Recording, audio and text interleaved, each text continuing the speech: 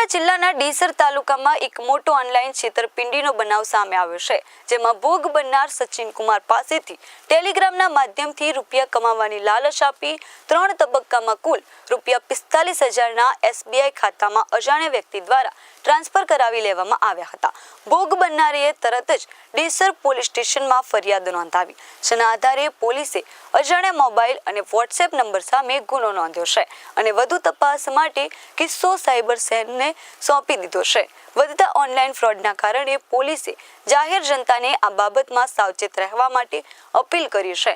ખાસ કરીને અજાણ્યા લીક કોલ તથા મેસેજ દ્વારા કરાયેલા મામલીને અવગણવાની સલાહ આપી છે અને કોઈ પણ પ્રકારની છેતરપિંડી થાય તો તરત જ 1930 પર કોલ કરી ફરિયાદ નોંધાવવાની સૂચના આપી છે। ગત 22/6/2025 રોજ સાવલી તાલુકાના ગામોની સામાન્ય ચૂંટણી સ્થાનિક સ્વરાજ્યની થઈ હતી। તેમાં પોઈચા ગ્રામ પંચાયતની સરપંચની ચૂંટણી પણ હતી। એમાં સરપંચના ઉમેદવાર અને વોર્ડ નંબર 4ના ઉમેદવાર શ્રી કાનજીભાઈ દેવાભાઈ ભરવાડ બંને ઉમેદવારોએ ખોટા ડોક્યુમેન્ટ રજૂ કરી, ખોટું એકરારનામું રજૂ કરી અને ઉમેદવારી નોંધાવી હતી અને બંને વિજેતા થયા હતા।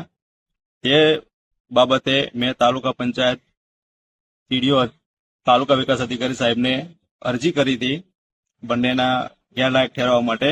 મારા વકીલ શ્રી જમીનભાઈ શેઠ દ્વારા એમના મારફતે અરજી કરાઈ હતી અને ડોક્યુમેન્ટ વગેરે રજૂ કરતા આજ રોજ તારીખ 3/12/2025ના રોજ સાવલી તાલુકા પંચાયતના તાલુકા વિકાસ અધિકારી શ્રી પ્રજાપતિ સાહેબે રસ દાખવી અને વોર્ડ નંબર 4ના ઉમેદવારને ગેરલાયક ઠેરવી અને તેમનું સભ્યપદ રદ કરતો હુકમ કર્યો છે આજે।